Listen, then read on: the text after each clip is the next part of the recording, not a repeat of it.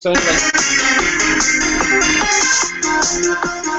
Hey! Alright, guys, here's our podcast. Woo! Let's do this. Nice song. That's James isn't here. Our glorious intro. All right, so we're live. We're actually like anybody can that sees a feed can just click on it and watch what we're doing here. Uh-oh. So if there's any spies who'd want to spy on our. If anybody is out there accidentally stumbling upon this, I'm sorry. Apologize in advance. So yeah, so we have Michelangelo Cordano here, who's UX manager at Keneal. We have Dan Rakusen, has his Rack Attack space and all kinds of other awesome stuff. Animator extraordinaire, video editor, whatever the hell else you could possibly dream up. This creative director. What other stuff have you done? You're just making shit up now. No, just making things up. And this is me. I'm Edward Warden, a goofball, part-time monkey wrangler. Yeah, so we're here to talk about our first podcast, Maker Tech UX Extravaganza podcast is what the working title is for now, until we come up with something better. Good. Yeah, make it shorter. Yeah, I don't know. No, make it longer. Maybe longer. We need at least another 10 extra characters. 10 more characters, please. MTUEP. Come on, we got it. We got to put up something else in there. MTUEP. What? Mood. Maybe we switch UX and tech and we put MUEG. What? Texas.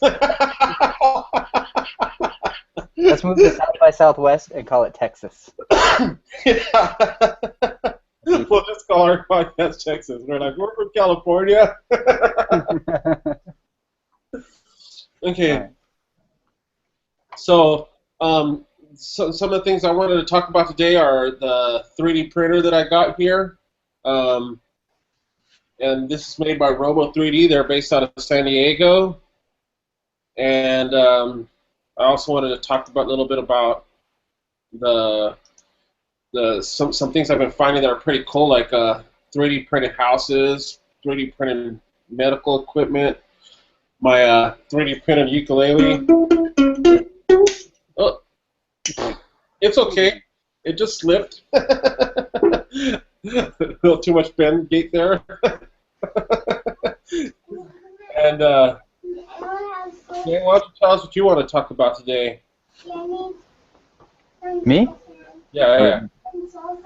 Well, I thought we'd talk about making your own game, maybe, or like Unity, using Unity 3D.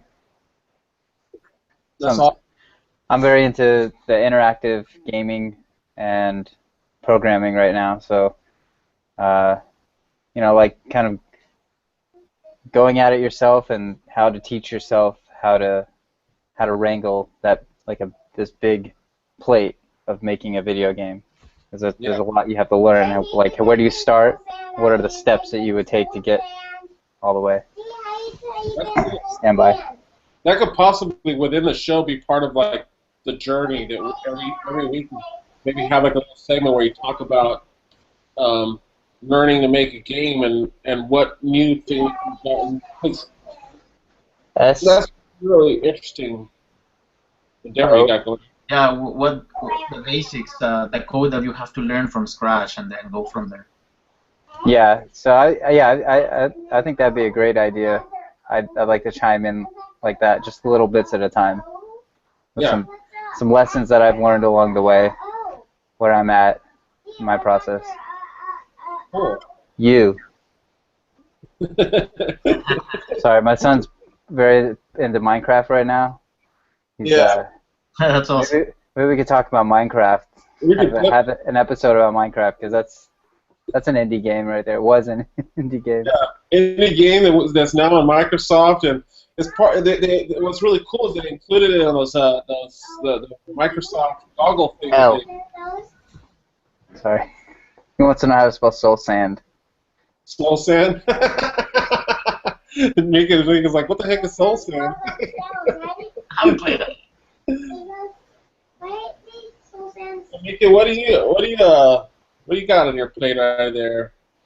Well, I started trying to learn code HTML, CSS from scratch, and I came across this article on .NET Magazine, and I found these resources. And I'm actually learning a lot on this website, and it's really easy to follow, and there is a huge community there that can help you step by step. The thing is that the exercises get a little complicated, and I'm gonna talk about that probably after you guys. Oh, that's cool. So Mika, you're into programming as well? I'm learning basic code, HTML, CSS. I learned so many years ago, but I stopped practicing. So CSS is what I really need to learn, and I'm learning actually now. And it's not that complicated. To me, it seems very algebraic to me. Yeah, well, I think that's the thing, is there's a common misconception amongst most people that coding is inaccessible and very difficult. Well, really, it's just once you start putting your mind to it and you start breaking it down and learning the different syntax for each language. If you just take a language, you learn the syntax. Everything is just logic from there. And, you know, it makes it much simpler once you just kind of learn how to break it up. Coding's not so inaccessible. You can do it. You know, all of you out there. Once you see the syntax, like you mentioned, it's you get to see the structure, and sometimes you're missing a bracket, or you're missing, or you're duplicating the code. And then from there, it's like learning the library of the code. You know, what can that language do? Yeah, these resources, these websites, they really help you to understand the basic, the foundation, and then after that you can learn by your own, because at the end it's practice. Yeah, a lot of practice, a lot of just sitting late nights, typing out long lines, and then testing it, and then deleting and retyping. I love your mustache, Eddie. What is that? Oh, it's a mohawk helmet. Yeah, there's this Google effects that's on here. Did you make those? Huh? Or is that part of the app? You click on Google effects. It's a little thing with a sparkling magic wand right there on the side. I'm just wondering, because like the mustache really, like, those go with your paintings in the background there. Yeah, right. Well, that's true. Huh? It has the same kind of brush going on. Like you're importing your own. Nice.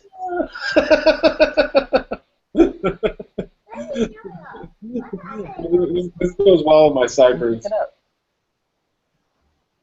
So awesome. Yeah. So let me tell you guys a little bit about my 3D printer here. Oh, I got this. What's Arthur want? 1 second, Eddie. You can put me on mute. I gotta go help him for a second. That's cool. Yeah, so let me see. How do I do this? Okay, there we go. Mute. Cool, Mika. Hey. I see you got the monocle and the mustache and the horn. So yeah, so I got this Robo 3D printer right here. Pretty happy with this guy. It cost me about $799 or something like that, almost $800.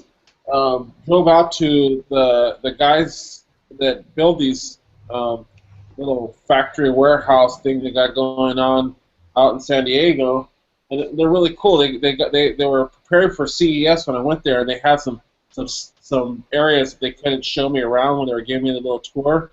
But they actually had one of these set up, and it was all black, and the stripes that are on it were shiny, and the rest of it was matte black, and this is all the text was shiny, and they were like trying to decide whether not to do that or white stripes on it during the CES show. But they were prototyping all kinds of cool stuff there, and they're always working hard to bring something cool to their customers. But they started off as a Kickstarter, which was pretty cool. And it's based off of the RepRap format, which is an open source 3D printing format. You can pretty much buy all the parts yourself and assemble your 3D printer. Now that I have a 3D printer, I can find one of the other RepRap models that I like and print out all the supports and stuff like that, and just buy the metal parts and the circuits, and basically make myself another 3D printer if I wanted to. That's pretty cool about the whole this kind of 3D printing revolution that's going on right now. It prints stuff that comes in spools like this. It's like, this is a PLA plastic, and what that means is that it's basically made out of organic biomass, like corn, and it can be heated up to 210 degrees and melted through this nozzle on this printer, and extrudes stuff and lays down layer by layer by layer down here. This moves back and forth, this moves sideways, moves up and down, and prints out stuff like this. Pretty cool. But you can print out anything you want, whatever you kind of dream of. You just build a model in whatever program that you want to. You know, there's a bunch of free stuff by like Google SketchUp. A lot of people build stuff in there. A lot of people build stuff in AutoCAD. I use Blender. Dan showed me Blender and taught me how to use it, pretty much. That's a really cool program. But yeah, so, yeah, it's pretty neat, the kind of stuff you could do. Can you start it up, Eddie? Can I start it up? Yeah. Why don't you guys talk about something while I get this going? And I don't know. I'm playing with the effects. It's really cool.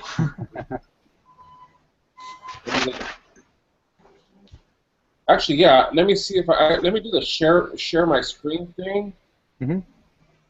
And so that way you can see how this works from both angles. So, yeah, Arthur got very excited about 3D printers, so we have the Lego Techniques, and he's decided that he wants to build a Lego printer. Oh wow! With his techniques. So we've started to slowly put something together. To build the Lego parts, or to build just Lego pieces? He wants to actually build like an actual 3D printer with the Legos. Oh wow! Yeah. Which I thought was an interesting project, and I looked online and I found somebody had made a 3D mill. They've also made a lathe, and it cuts out of floral foam. You know, the green foam that they stick fake plants into. Yeah. You get it at like craft stores. So it has like a drill bit, and you put the foam onto the lathe, and it spins around, and it has like a drill that the motor moves back and forth, and it cuts out the model. I don't know how they actually programmed it, if they used the proprietary Lego Mindstorm interface, or if they came up with their own code and their own microprocessor chip. But I don't know, we just started working on that for fun. So this is the interface. Yeah, so you see this, the Robo 3D interface? So this is the program that you use to actually load up the models. I can, That's your Heisman your trophy? Yeah, so here's the program that I use to model stuff in Blender. Dan knows this very well. But you can basically move things in 3D, then you can edit them, pick your surfaces or whatever,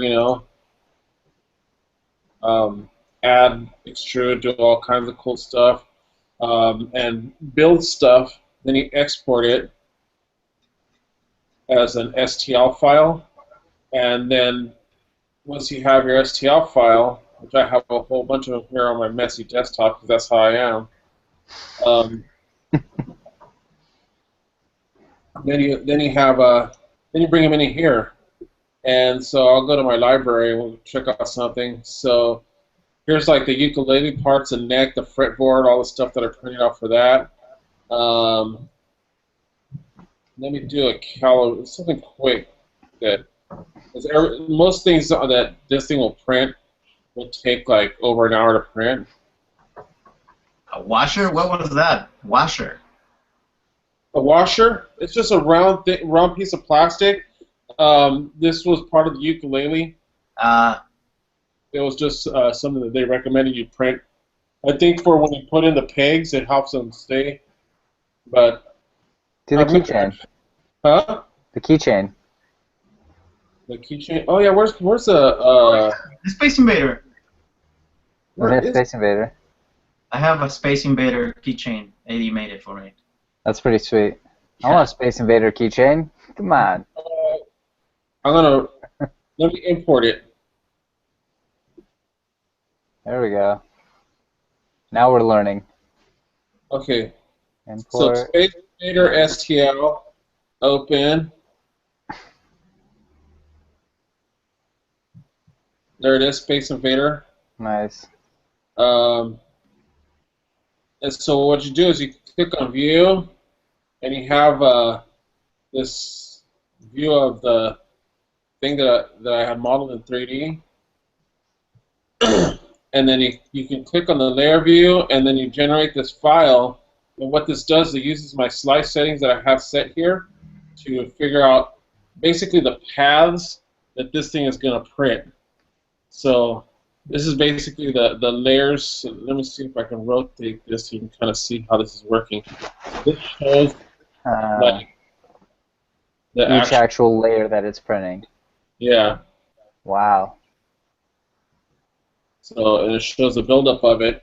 So that's pretty cool. So it's and then I just hit print, and I've already set up my. Oh, I don't have the printer plugged in. It's just USB? Yeah, plug it in via USB. Let me see if I can switch back to. Yeah. So I plug it in. I hit connect. It's funny because it recognizes both my USB ports as different printers. So if I plug it into one USB port, it thinks it's one printer, and I have like two different settings for each side. So it's really funny. So right here, I picked the quality and the material, and so I can pick medium quality. There's high, I can add a new quality setting. I have a couple of like this one, high, 2, no support. So I'm going to print this out at low, just so it goes really fast. And I'm going to pick PLA at regular. And so there's all these different like settings. So there's layer infill, like how dense it prints it. There's the speed and a lot of different things that you can control on it. Some of the presets, like with this particular preset, it's set to the infill to 60. I could change that. I can change the skirt and wrap, the support material. Support material basically is, I'm going to take that off for this one. But if you have something where it's kind of like floating in the air like that trophy, it printed material underneath the ball. So that way, once it started laying down the ink from there, it had something to land on. So it'll print like scaffolding, basically going all the way up. So then I'm going to come over here and hit print. Does it automatically find where the undercuts are in your sculpture and just build, or can you customize where the supports go? Or is that part of it? If I customize my supports, I could say like, okay. So like if you see right here, it says overhang threshold 40 degrees. So there's all these different things that you could do for support, like how you build it. But then you can also, when you're modeling, build your own support and just say don't generate any support, and you know have Yeah. and so that way when you're in speed, you control this thing called bridges. And what bridges are is when it's when the extruder is going from one piece of plastic to another piece of plastic and there's nothing underneath it, it controls how fast it goes. So right here, it's going 60 millimeters per second. So Are you printing now? Sorry to interrupt. So we can see. yeah. So if you see right now, it's waiting for the heat bed to get to a certain temperature. So I'll switch over to that right now. So I have it, heating up. So it's the actual temperature of the extruder is 25 degrees. And as soon as that gets to its target, which is 210, it'll start. It's gonna.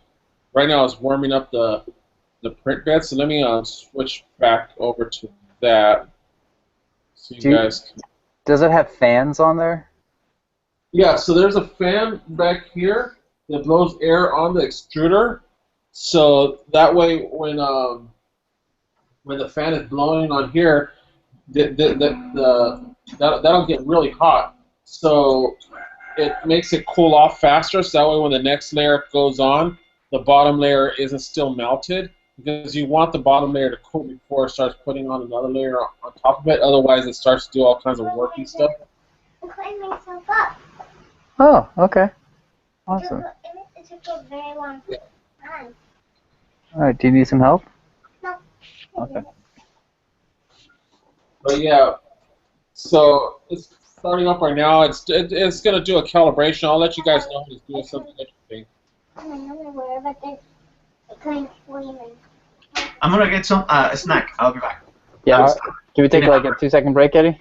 Yeah. Well, we're broadcasting live, so.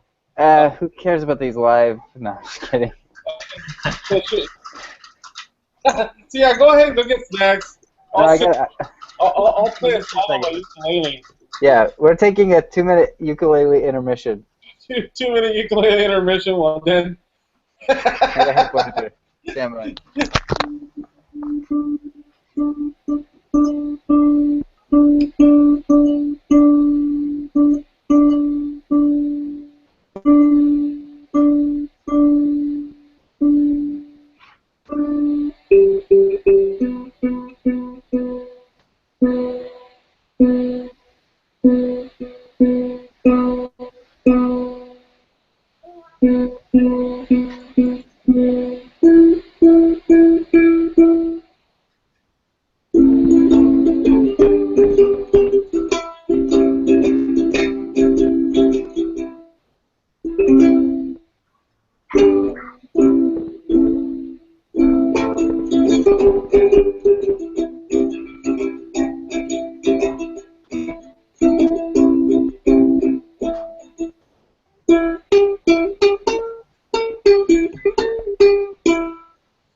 Weird.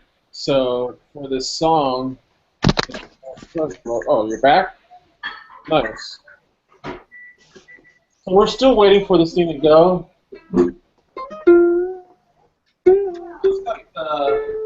It starts to extrude a little material. I don't know if you can see this, but Hold it up, Eddie.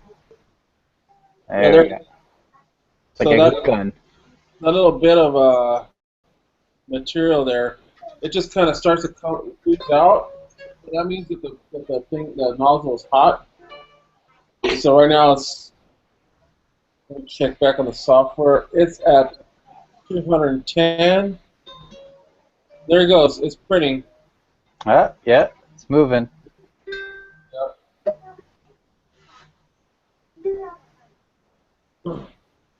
Let me see. I got Cool. hooked into my computer, but let me see if I can move the whole entire thing over. Hey, hold on.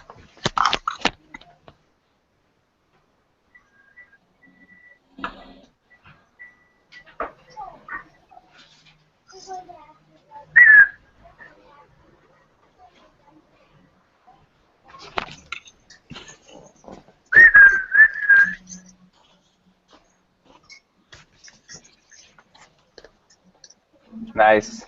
Oh, that's cool. Yeah. So I got it. It was pretty quick. Yeah. So it's printing out. Actually, it's printing out two of them. It's printing out the first layer for the bottom one. And these won't be ready by the. I mean, unless we stay on here for another 20 minutes. Well, this will be a good starting point for our next episode, Eddie. Yeah. You can show us what the printer actually does. Yeah. What it prints. That's pretty cool. That's pretty fast, actually. I thought it would move a lot slower. Well, because I have it set, right, and it gets faster too. Depending on what the temperature is, you can control all that. When you want to get finer detail, you definitely want it to go slower. So you'll go at 30 millimeters per second or whatever, which is pretty slow. So it'll go around pretty quick. When I was doing the ukulele, you should have seen it because I had it at the lowest quality. It was flying around that print bed. Yeah. How many hours? How many hours did it take to do the ukulele? Yeah.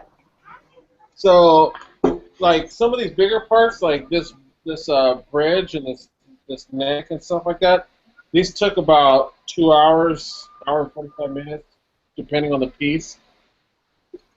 Some of them took more, like these big pieces down here took over 2 hours. This one took like about an hour. These pegs took like 45 minutes. This piece here took 20 minutes. So altogether, I think I added it up and it was like just over 15 hours. Not bad. Can you hold them up side by side? Let me see a comparison of the printed and the real. So printed and real. Pretty close. Yeah. I mean, size-wise. So size-wise, they're pretty much exact. You know, like Yeah. you see the frets all line up. So that's how the tuning is pretty much exactly the same. So you have to have that interval in order for it to play the notes right. If you make the neck shorter, you have to have the And you What's up, say hi?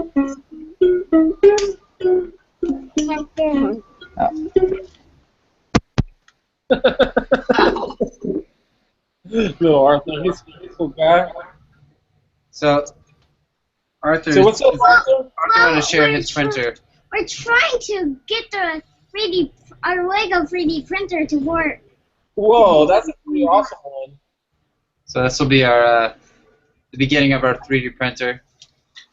I can't turn it on because I don't have the Lego Mindstorm brain connected. Wow. Do you have the Lego Mindstorm brain? We are trying to program it. This will be the bed right here. This actually goes up and down. This will have gears, so this will have a sliding side to side. This can be this is pushed. Wow. This, see, you put this. Oh! Put this right Boom. down. And then Lego it spins techniques. Prototyping. Prototype anything. Spin around and Yeah. spin around and spin around. All the materials drop in. And here's Let me know if you're missing any parts for that, and I'll print them out for you. Oh, that's the brain? We Yeah. need the little parts that slide. Oh. you want to That show was on the You video. want to show Eddie? Go grab the piece and show him what you need. We're gonna get you to print some parts for us, Eddie. Uh-oh. Now you did it. Yeah, actually, Lego has an app that you can use. You can print out any Lego piece you want, customized. Whoa. So we're gonna need a bunch of these. Can you find that Okay. piece, Eddie? Let me see the back. All right. Sounds good. I mean, you need a bunch of them, or you need one really long one? So basically, the idea is our design is Well, this whole top part here above where my hand is, goes up and down. So that'll be the y-axis. Yeah. These parts here, you can see we're gonna I connect think he started printing them. these along here, and this is gonna be a track for the x-axis, Yeah. and then we're gonna have another one that goes attached to that. That's the Z-axis, forward and back. Yeah. And then we'll have our tool. We won't have a 3D printer. Most likely it'll be a mill, something that cuts. It will be called the milling, laser, 3D, the 3D, the 3D, Laser. the 3D, the 3D, the 3D, the 3D. 3D. Wait, the 3D. Laser. Wait, 3D. Laser. Printer. Printer or mill? Oh my goodness, that's awesome. 3D milling machine. 3D milling machine. That's what we're gonna make. That's what Arthur's plan is. Nice. See the 3D printer, Arthur? That's how you see the printer. What is that? How it works? That's how it works. It only has one? What's it? You see the 3 dimensions? Hmm. I was trying to explain to Arthur what 3D is. Yeah. And with the different dimensions, the directions. So what a 3D printer essentially is a printer that moves side to side, up and down, front and back. Yeah. 3 dimensions, and then it can move anywhere within that space. Yeah. But this actually, that's interesting. The actual bed is what moves.